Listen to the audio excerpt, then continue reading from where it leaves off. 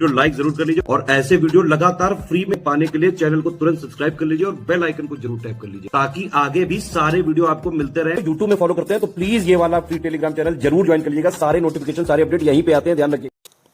नमस्कार दोस्तों, तो हिस्ट्री के एक और लेक्चर में मैं आशीष तिवारी आपका स्वागत करता हूं। तो स्टडी फॉर सिविल सर्विसेज आपकी जर्नी को आसान बनाने के लिए हर एक प्रयास करता रहता है डेली, ताकि आपको किसी तरह की समस्या न आए। चाहे फ्री इनिशिएटिव हो या हो पेड ग्रुप, दोनों ही में आपको प्रॉपर हेल्प मिलती है। पेड ग्रुप में थोड़ा एक्स्ट्रा इंसेंटिव, भाई पैसा जहाँ आता है तो आदमी को थोड़ा सा उसका बेनिफिट तो मिल ही जाता है। और पैसा भी हम इसलिए थोड़ा चार्ज करते हैं ताकि हमारे पास भी टीम है, उनके भी घर बार हैं, बीवी बच्चे हैं, तो आप समझ सकते हो उसका। चलिए खैर, 697 क्वेश्चन देखते हैं। कह रहे हैं मध्यकालीन भारत के ऐतिहासिक स्रोतों में चकला शब्द का प्रयोग कहाँ हुआ है, मतलब क्यों हुआ है। तो देखो, चकला शब्द सुन के आपके दिमाग में कुछ और स्टक कर रहा होगा, पर उस गंदगी को निकालिए।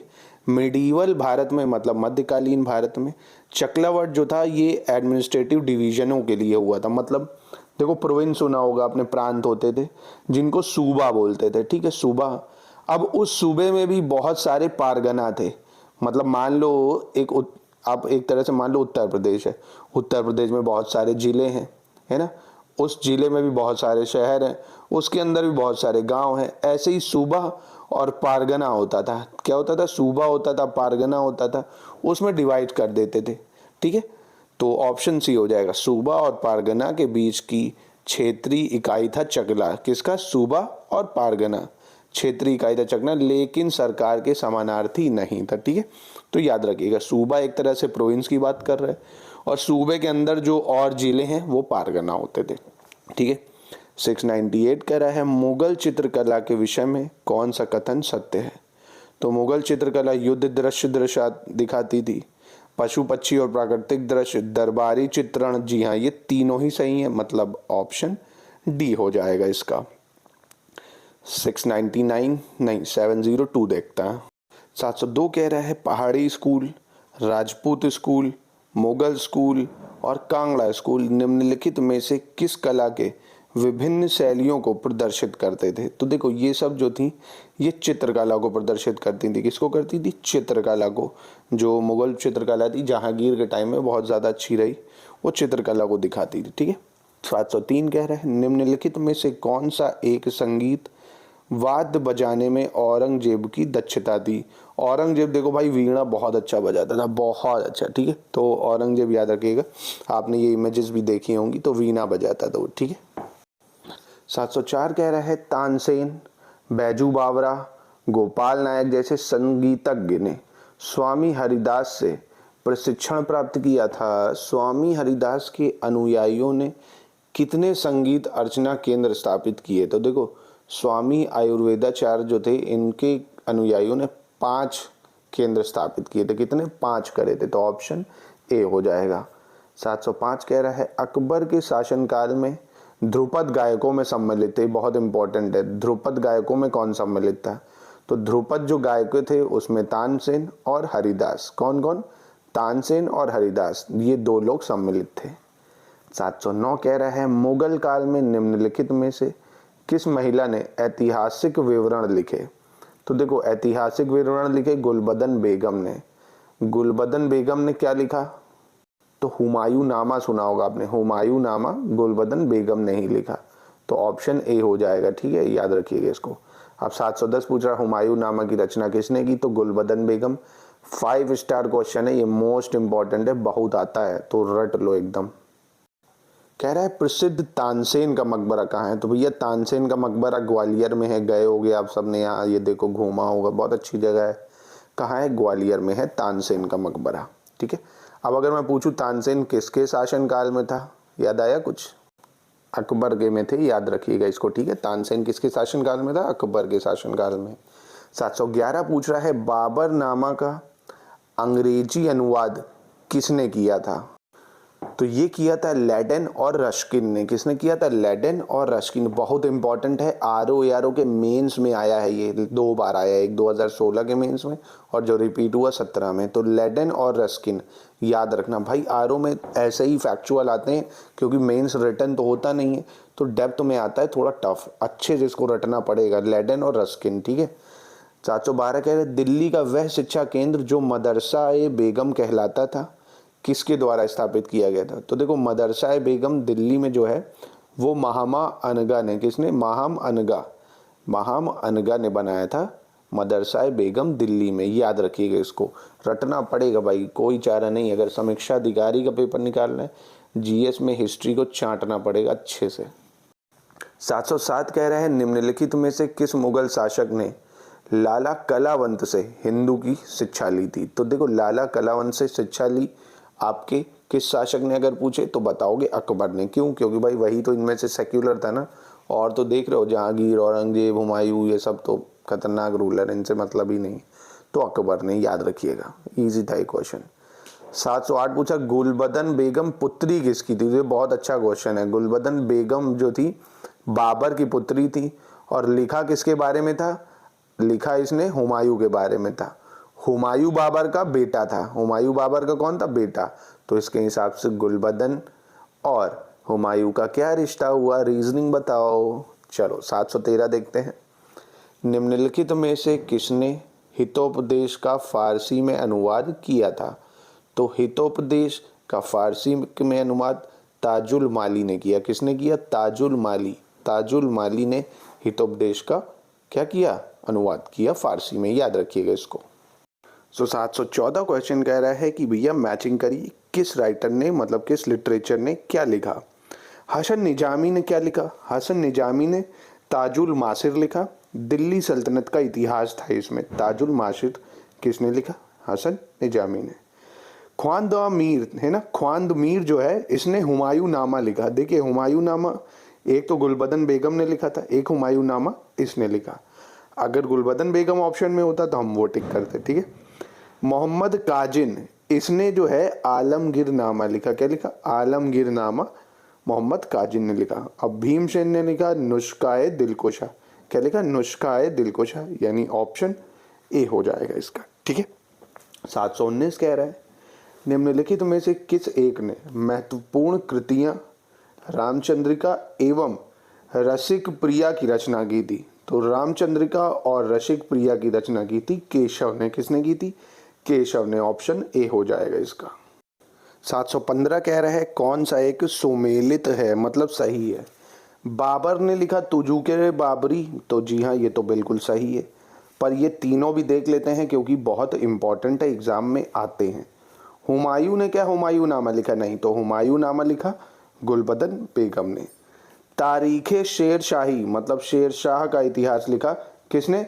अब्बास खान सरवानी ने। किसने? अब्बास खान सरवानी। और तबाकते अकबरी, अगर पूछे तबाकते अकबरी किसने लिखा, तो ये लिखा ख्वाजा निजामुद्दीन अहमद ने। ख्वाजा निजामुद्दीन अहमद, ठीक है। 716 कह रहा है अनवार ए सुहाइली, अनवर ए सुहाइली या अनवार ए सुहाइली नामक ग्रंथ निम्नलिखित में से किसका अनुवाद है? तो देखो ये जो पंचतंत्र है, विष्णु शर्मा ने लिखा था जो पंचतंत्र, उसका अनुवाद था अनवार ए सुहाइली, ठीक है। पंचतंत्र का, याद रखिएगा इसको। 720 देखते हैं, बहुत इंपॉर्टेंट और बहुत ही आसान क्वेश्चन, हम लोग पीछे से इसको करते आ रहे हैं। हॉकिंस पूछ रहा है कैप्टन हॉकिंस कब आया था? तो जहाँ ध्यान है लास्ट क्लास में करा था जहांगीर के शासनकाल में 1608 से 1611 में आया था। फिर पूछ रहा थॉमस रो कब आया था? तो थॉमस रो 1615 से 1619 में आया था। मनुची कब आया था पूछेगा, तो मनुची 1653 से 1708 में आया। और रॉल्फ फिश 1585 से 1586। तो ये बहुत इंपॉर्टेंट है, ध्यान रखिएगा। ऑप्शन क्या हो जाएगा इसका? बी हो जाएगा। 717 कह रहे हैं अबुल फजल द्वारा अकबरनामा पूरा किया गया था। तो देखो अकबरनामा को लिखा था अबुल फजल ने, 7 साल लगे थे इसको लिखने में। कितने? 7 साल, ठीक है। तो ऑप्शन ए हो जाएगा। 718 कह रहा मुगल काल में दरबारी भाषा क्या थी? बहुत ज़्यादा इंपॉर्टेंट है ये, मोस्ट इम्पॉर्टेंट है, ठीक है। तो इसमें मुगल काल में जो दरबारी भाषा थी वो फारसी थी। क्या थी? फारसी। इंग्लिश में बोले तो पर्शियन, ठीक है। फारसी या पर्शियन, इंपॉर्टेंट है बहुत ज़्यादा। 721 देखते हैं। 721 कह रहा है निम्नलिखित मुस्लिम शासकों का सही कार्यक्रम नीचे दिए गए कूट से चुनिए। ठीक है, कौन सा कब आता है? दोस्तों अहमद शाह अब्दाली भारत में आता है सबसे पहले 1748 में। ठीक है, पानीपत का युद्ध याद होगा, तीसरा आपको 1761 में ये होता है मराठा से अहमद शाह अब्दाली के बीच में। फिर आता है आपका मोहम्मद शाह, ये 1719 में आता है। जहांगीर 1605 में आता है। और मुगल एम्परर 1837 में आता है बहादुर शाह द्वितीय। तो इस टाइम पीरियड के हिसाब से आपका ऑप्शन 3 करेक्ट हो जाता है। अहमद शाह अब्दाली ने पानीपत का तृतीय युद्ध लड़ा कह रहे हैं, जी हाँ ये बिल्कुल सही है, 1761 में लड़ा। बाबर ने दिल्ली सल्तनत की स्थापना की, ये गलत है, दिल्ली सल्तनत की स्थापना कुतुबुद्दीन ऐबक ने करी। शाहजहां ने उत्तराधिकार का युद्ध लड़ा, ये गलत है। जहांगीर सौंदर्य तथा प्रकृति का प्रेमी था, हाँ ये सही है, आपने चित्रकला में भी पढ़ा उसकी कि कैसे प्रकृति, चिड़िया अड़िया इन सब की फोटोज वगैरह पेंटिंग में बनवाता था। तो ऑप्शन सी इसका सही है। 723 कह रहा है भारतीय गौरव का अंतिम सूर्य किसके लिए प्रयुक्त होता है? तो देखो भारतीय गौरव का अंतिम सूर्य पृथ्वीराज के लिए प्रयोग किया जाता है। किसके लिए? पृथ्वीराज के लिए। 726 कह रहा है कि मैचिंग करना है। पानीपत का तृतीय युद्ध, तो पानीपत का तृतीय युद्ध किसके लिए इस्तेमाल होता है? तो देखो अभी पढ़ा ना, टाइम पीरियड क्या था? 1761। अब ए में देखो 2 कहाँ पे है ना, एलिमिनेशन ट्रिक बता रहा हूँ। ए में 2 देखो सिर्फ आपको, सी में दिख रहा है, ऑप्शन सी सही हो गया। ठीक है, मान लो इनमें से कोई एक याद होता है आपको, हल्दी घाटी का युद्ध याद है लेट सपोज, तो हल्दी घाटी का तो याद ही होगा 1576 में होता है। वो देखो तराइन का याद होगा 1192 है ना।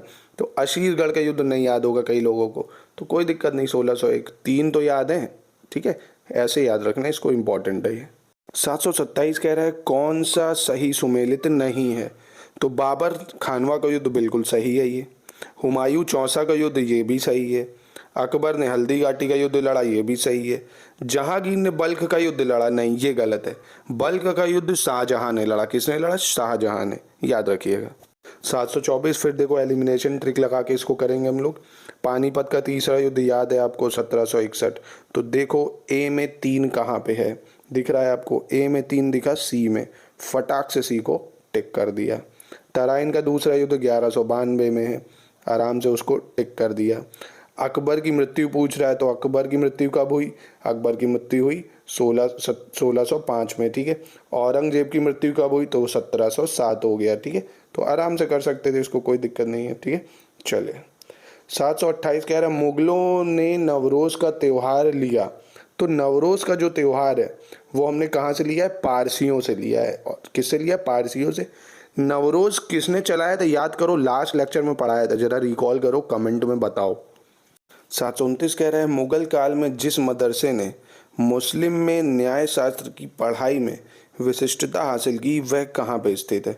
तो देखो लखनऊ के मदरसे की बात कर रहा है। ठीक है, यहाँ पे मुस्लिम न्याय शास्त्र इन सब की पढ़ाई कराई जाती थी मुगल्स पीरियड में।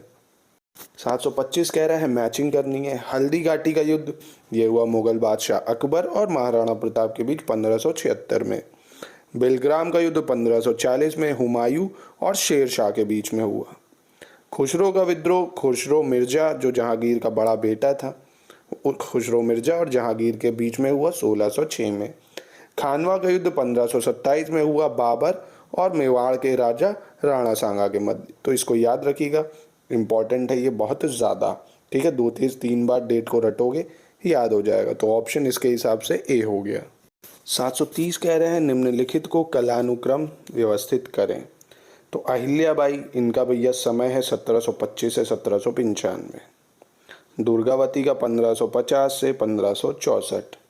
इनमें से पद्मिनी सबसे पुरानी है, पद्मावत खिलजी के टाइम की, 13 सेंचुरी की, मतलब 1290 से 1300 के आसपास। ठीक, ताराबाई 1706 में आती हैं। तो इस हिसाब से सही क्रोनोलॉजी हुई 3 2 4 1। आप कहोगे आए ये तो बड़ा मुश्किल है, नहीं आसान है। कैसे? इनमें से अगर क्वेश्चन आता तो मैं सबसे पहले देखता पद्मिनी को, क्योंकि आपको पद्मावत पढ़ी है आपने। पद्मिनी कब आती है? खिलजी के टाइम 1296। तो सबसे पहले देखो 3 2 जगह दिख रहा है, बी और 3। अहिल्याबाई भी आपको याद है मराठा के टाइम में आती है, तो अहिल्याबाई हो गई, तो ऑप्शन बी हो जाता है इसका। ठीक है, चलिए सो गाइस ये थे कुछ इंपॉर्टेंट क्वेश्चंस। मिलते हैं नेक्स्ट लेक्चर में again. Thank you, bye bye. अच्छे से पढ़ाई करते रहिए।